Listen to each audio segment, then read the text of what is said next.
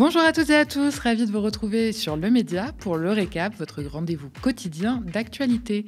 Du lundi au jeudi, on revient sur un sujet sans filtre et sans langue de bois. Le récap, c'est l'une de nos 4 nouvelles quotidiennes que j'ai le plaisir de vous présenter. N'oubliez pas de vous abonner à nos 2 chaînes YouTube, Le Média TV et Le Média 24/7 pour être sûr de ne rien rater. Le récap épisode 23, c'est parti.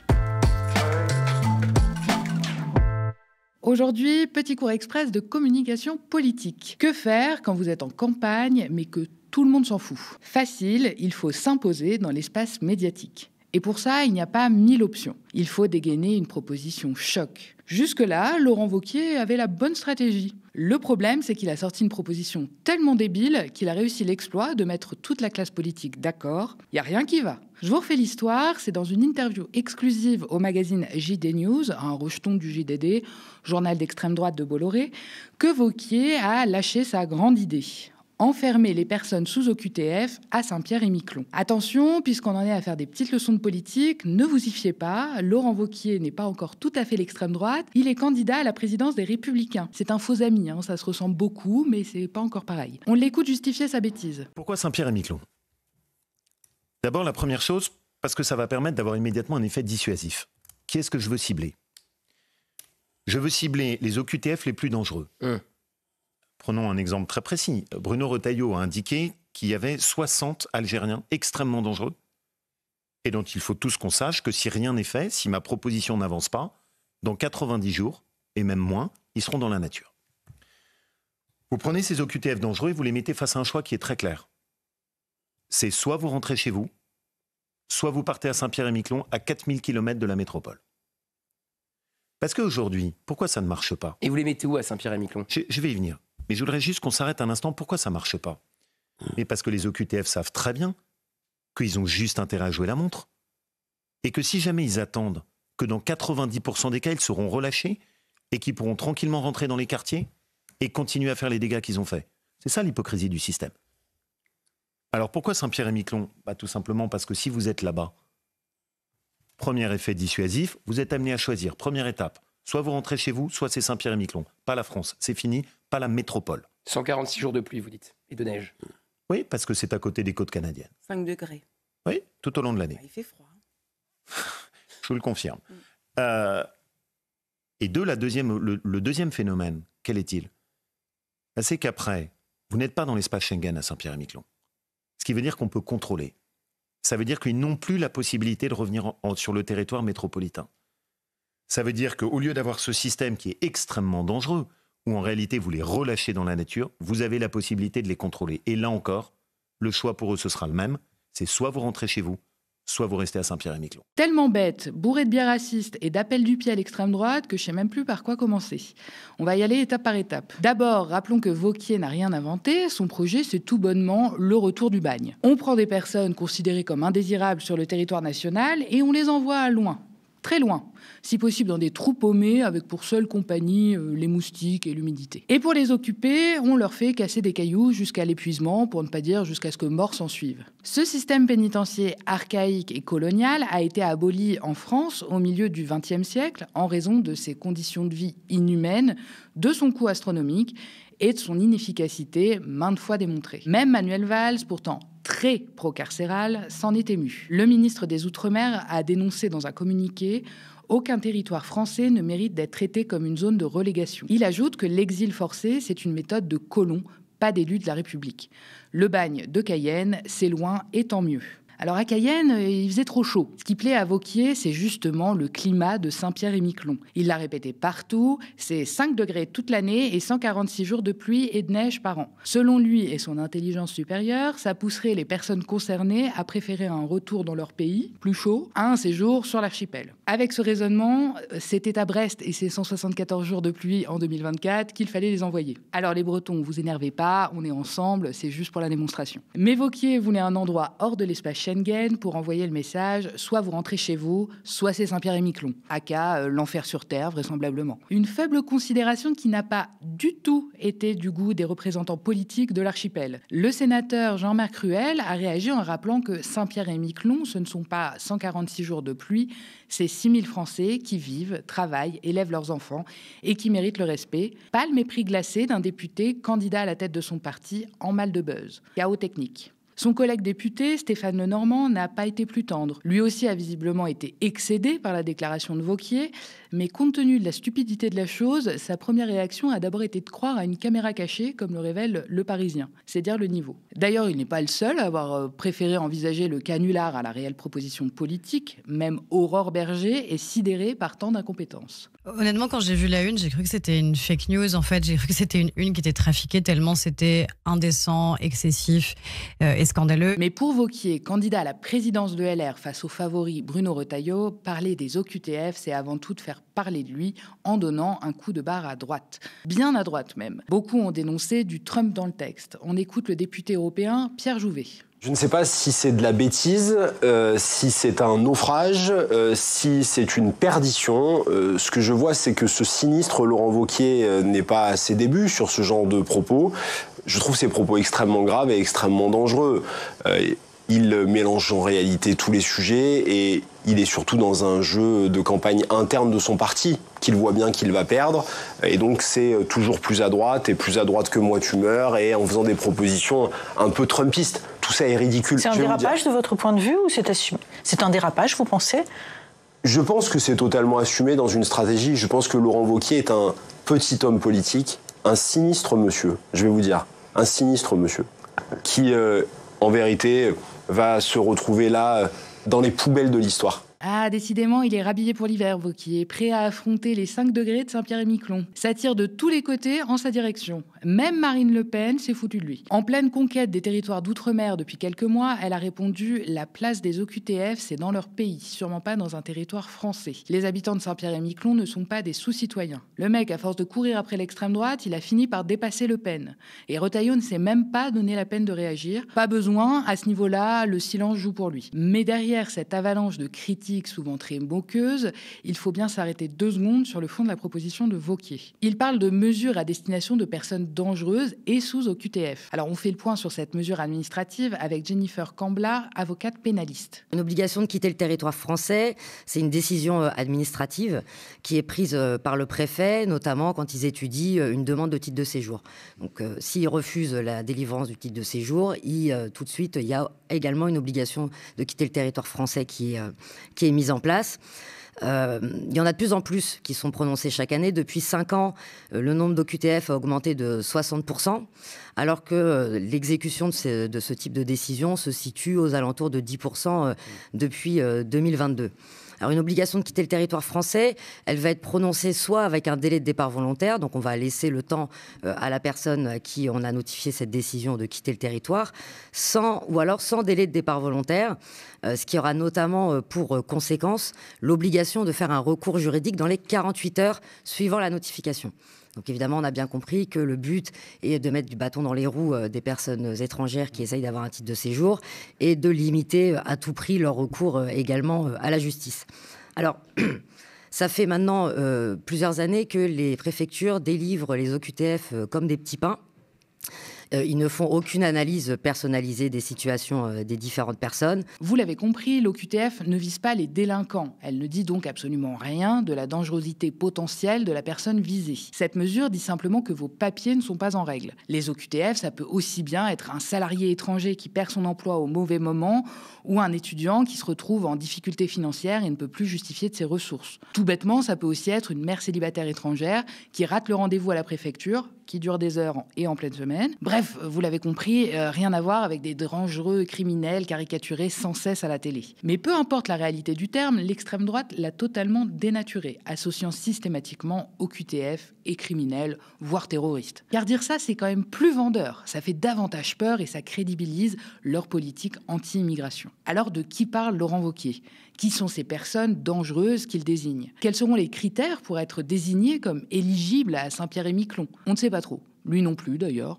Ce qui compte, c'est de jouer au bingo avec les mots-clés des droitards, en caser le plus possible et espérer rattraper la débâcle annoncée de sa candidature face à Retailleau. Vu la veste électorale qui va se prendre, il n'a plus rien à perdre, même pas sa dignité. Et si vous vous demandiez où est-ce qu'il a bien pu trouver une idée aussi unanimement saluée pour sa bêtise, eh ben j'ai ma petite idée. Laurent Wauquiez propose une solution radicale. Héberger ces individus à Saint-Pierre-et-Miquelon, un archipel français de l'Atlantique Nord au large du Canada. Je crois que nous avions suggéré cette idée un jour dans un débat il y a quelques mois. Ceci explique cela. On continue. Mais à y réfléchir, je ne suis pas certain que ce soit possible. Établir un pont aérien quotidien entre la ville de Saint-Pierre et Paris me paraît audacieux, sans parler des infrastructures à construire sur place, des agents de l'État envoyés sur l'île. Sans parler aussi du message envoyé aux Miquelonais, à qui on dit que leur île est à ce point répulsive que les OQTF préféreront retourner dans leur pays que dépérir à Saint-Pierre-et-Miquelon. Mais l'essentiel n'est pas là. L'essentiel quand on fait de la politique est de marquer les esprits.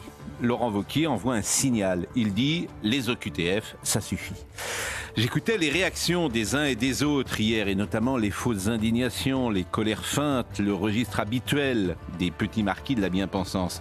Et je me disais, comme toujours, que lorsque le sage montre la lune, l'idiot regarde le doigt. Le sage serait donc Laurent Wauquiez et Pascal Praud par extension, puisqu'il a eu l'idée le premier, comme il ne peut s'empêcher de le souligner. Le reste du monde politique serait donc des imbéciles, quand bien même l'éditorialiste de CNews admet que l'idée est complètement inapplicable et démagogique. C'est du grand art. Je ne peux pas terminer cette chronique sans vous parler un peu plus en détail de Laurent Wauquiez. Ce natif de Lyon nous gratifie de sa présence en politique depuis 2004. D'abord député, puis maire, il a aussi été ministre sous Sarkozy et ex-président des Républicains, mandat duquel il a démissionné après la gifle électorale des Européennes de 2019. À l'époque, il avait 42 ans et il se teignait les cheveux en poivre et sel pour avoir l'air plus expérimenté. Mais ce n'est pas tout. Il s'est même payé les services d'un coach vocal pour se créer un accent de Haute-Loire. Le moins qu'on puisse dire, c'est qu'il a toujours eu une sacrée maîtrise de la communication politique. Et il connaît également bien les codes du milieu. En tant que président de la région Auvergne-Rhône-Alpes, Wauquiez a été épinglé par Mediapart pour avoir organisé de somptueux dîners aux frais du contribuable. Plus de 100 000 € pour 90 convives. Ça fait environ un peu plus de 1 000 € par tête quand même. À côté du scandale des dîners, un soupçon d'emploi fictif ainsi qu'une enquête pour favoritisme lui colle aussi au mocassin. Conscient de sa posture de challenger dans la campagne pour la présidence de LR, Wauquiez a décidé d'adopter une stratégie à la Chirac, qui avait donc su renverser les pronostics en s'imposant face à Balladur en 95. Il fait tout pour exister et limiter la casse face à son très médiatique adversaire, ministre de l'Intérieur. Il s'invente un accent, une couleur de cheveux, une stature politique, mais derrière le costume trop grand, c'est toujours le même petit homme, prêt à tout pour exister, même à sombrer dans la bêtise la plus crasse. Le militant antifasciste Gino est libre. La Cour d'appel de Paris délibérait cet après-midi sur sa possible extradition vers la Hongrie. Ce dernier était visé par un mandat d'arrêt européen émis par les autorités hongroises et risquait jusqu'à 22 ans de prison. Pour rappel, il était accusé d'avoir participé à des violences contre des militants néo-nazis lors d'une contre-manifestation à Budapest en 2023. La Cour a finalement estimé qu'il existait un risque pour lui en cas d'extradition. En revanche, le mandat européen s'étend dans les autres pays européens. Gino devra donc rester prudent lors de ses sorties du territoire français. On écoute la réaction du militant au micro de Lisa Lapp et Andrei Manivit. C'était juste après l'annonce du délibéré. Mais c'est très bien, très joli. On a un résultat très positif. On a gagné beaucoup aujourd'hui.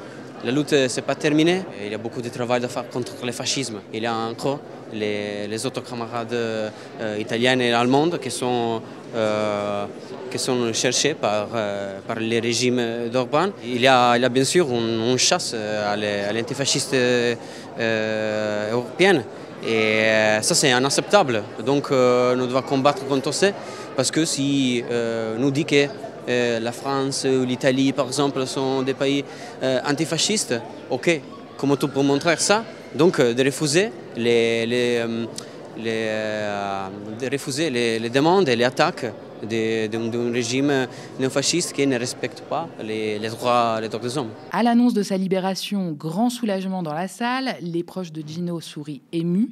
Ses avocats se font des accolades. Ces derniers avaient déjà fêté une première victoire le 26 mars, obtenant sa remise en liberté sous contrôle judiciaire après plus de 4 mois de détention préventive. On écoute leur réaction. Voir des juges français qui sont capables de dire que s'il doit être renvoyé vers la Hongrie, Gino, à bas âge, n'a pas la garantie d'être jugé par des juges indépendants et impartiaux. C'est d'abord extrêmement bienvenu au moment que nous vivons. À un moment où, encore une fois, la Hongrie s'éloigne chaque jour davantage des règles essentielles de l'état de droit, fait savoir il y a quelques jours que la justice pénale internationale n'a pas de valeur pour elle, puisqu'elle annonce par la voix de son Premier ministre qu'elle se retire du statut de Rome relatif à la Cour pénale internationale. Nous considérons que c'est extrêmement bienvenu. Ça réclamait une certaine cohérence et un certain courage de la Cour d'appel de Paris. Et nous sommes assez fiers de la manière dont ils ont appréhendé, nous sommes fiers pour eux aussi de la manière dont ils ont traité cette affaire. Content pour Gino, content aussi face à cette mobilisation qu'on doit souligner, c'est-à-dire que le dossier de Gino, c'est pas seulement nous les avocats qui l'avons mené, c'est également tout un soutien, toute une campagne de solidarité avec des personnalités de première ampleur qui sont intervenues, des manifestations à chaque audience. On pense que les juges aussi, et il l'avait rappelé dès la première audience, avaient à cœur de traiter ce dossier sous l'angle aussi de sa nature politique. Et on le voit en fait dans la motivation, c'est-à-dire que les juges de la Cour d'appel de Paris ont considéré qu'il y avait un risque de traitement inhumain ou dégradant du fait de ses opinions politiques, en prenant en compte le traitement qui est réservé actuellement à Maya, qui est détenue à Budapest. Et cette prise en compte, elle est fondamentale, c'est-à-dire qu'on a une personne qui est actuellement à Budapest, qui est enchaînée pour chacun de ses déplacements, qui est isolée, qui est dans des conditions qui sont très dures, qu'on peut qualifier de torture blanche. Les juges français ont considéré que ce n'était pas des conditions acceptables pour envoyer Gino et on s'en félicite évidemment. À la sortie de la salle, Gino est acclamé par la foule d'une centaine de personnes venues le soutenir. Plusieurs collectifs ou syndicats avaient appelé à se rassembler en face du palais de justice avant la délibération. On écoute Tzedek, collectif de juifs et juives décoloniaux décoloniales, qui s'exprime sur l'antifascisme. Ce qui est reproché à Gino, c'est d'avoir manifesté contre le jour de l'honneur, qui est une mobilisation des pires néo-nazis en Hongrie qui commémore littéralement la fin du régime collaborationniste du parti des Croix fléchées et qui était donc un parti de collabo avec l'Allemagne néo-nazie, et qu'en fait dans un pays où on prétend lutter contre le racisme, où on prétend lutter contre l'antisémitisme et mobiliser aussi l'histoire de la résistance, on envoie la police antiterroriste pour aller traquer un militant et l'envoyer dans un des régimes les plus liberticides d'Europe, tout simplement. Vous, il y a un danger de criminaliser les militants antifascistes là en Europe. Ça pourrait faire une jurisprudence en fait, Gino ou Maya. Pour moi, dans le cadre de Maya, c'est déjà le cas. Je veux dire, son cas et celui d'Hilaria Salis sont quand même assez effroyables. Hein. Non seulement c'est une jurisprudence, mais c'est aussi un appel d'air, je pense, à des États qui sont de plus en plus liberticides, qu'ils soient d'extrême droite ou centristes entre guillemets libéraux. Pour pouvoir organiser une répression de plus en plus terrible et de plus en plus violente des militants antifascistes. Après, ça n'a pas commencé avec Gino non plus, hein, malheureusement. On poursuit avec le reste de l'actualité, racontée et mise en image par Baptiste Lépiné. Donald Trump poursuit sa guerre commerciale. Nouvelle étape dans la guerre commerciale lancée par Donald Trump. Après la généralisation d'un droit de douane additionnel de 10% sur les produits entrant aux États-Unis, de nouveaux taux de 104% pour la Chine et 20% pour l'Union européenne ont été imposés. Stupeur sur les marchés, mais le président américain fanfaronne. Je vous le dis, ces pays nous appellent, ils me lèchent le cul. Ils meurent d'envie de passer un accord. S'il vous plaît, monsieur, passons un accord. Je ferai n'importe quoi. En réponse, la Chine riposte avec des droits de douane de 84% et Emmanuel Macron a annoncé réunir un conseil stratégique. Ces décisions pourraient mener à une baisse des prix en France, mais engendrer en conséquence une baisse des salaires et une hausse du chômage. Le secteur de l'aéronautique ou des spiritueux, qui exportent beaucoup aux États-Unis, pourrait également être impacté. À Mayotte, le Parlement a définitivement adopté le durcissement du droit du sol. Le droit du sol durcit à Mayotte. Le Parlement a définitivement adopté mardi un texte qui durcit l'accès à la nationalité française pour les enfants nés à Mayotte. Concrètement, pour un enfant né à Mayotte, il faudra que ses 2 parents résident régulièrement en France depuis au moins 1 an pour qu'il obtienne la nationalité française. Bien que ce texte ait été élaboré avant le passage du cyclone Chido, la catastrophe a ravivé les demandes des élus locaux pour réduire l'immigration sur l'archipel. Pour la gauche unanime, cette loi est un cheval de Troie de l'extrême droite. Car ce texte xénophobe et anti-républicain est une consécration pour tous les adversaires résolus du droit du sol et de la tradition universelle de la France. S'il ne réglera en rien les problèmes de Mayotte, il constituera en revanche une formidable vitrine pour le Rassemblement national qui pourra faire la promotion de son programme à partir de l'exemple mahorais. Je le redis haut et fort, Mayotte ne doit pas servir de laboratoire à l'extrême droite. Mais les Républicains, le RN et la majorité présidentielle se sont accordés sur ce vote. La commission d'enquête parlementaire sur les violences présente son rapport contre les violences sexistes et sexuelles dans le milieu du cinéma. Impressionnant et assez terrifiant. Voici les mots de Judith Godrèche pour qualifier le rapport de la commission d'enquête sur les violences sexistes et sexuelles dans la culture. Le constat est terrible et il est important maintenant, grâce à ce rapport, que en effet le monde politique s'en empare et que plus personne ne puisse dire on ne savait pas. Après 6 mois de travaux et 350 auditions, la commission a formulé près de 90 recommandations, dont l'obligation pour les employeurs de signaler les faits de violence et l'interdiction de la sexualisation des mineurs. Pour Sandrine Rousseau, présidente de la commission, ceci doit maintenant se transformer en acte. Il va falloir la loi. Il va falloir la règle, le règlement, il va falloir que le ministère, que la politique change, mais il va aussi falloir que la culture, l'état d'esprit dans lequel cette culture se produit soit modifié. Et j'espère que cette commission d'enquête est une première étape, ou est une étape de ce processus large de prise de conscience. Merci d'avoir regardé cette nouvelle édition du Récap. N'hésitez pas à nous laisser vos impressions en commentaire si vous nous regardez sur YouTube ou via email si vous nous regardez à la télé. Continuez à nous soutenir et abonnez-vous à partir de 5 € par mois ou devenez même sociétaire de notre coopérative. Rejoignez-nous dès maintenant sur soutenez.lemediatv.fr. Abonnez-vous aussi à nos 2 chaînes YouTube, le Média TV et le Média 24/7, pour ne rien louper de nos nouveaux programmes. Très bonne soirée sur le Média.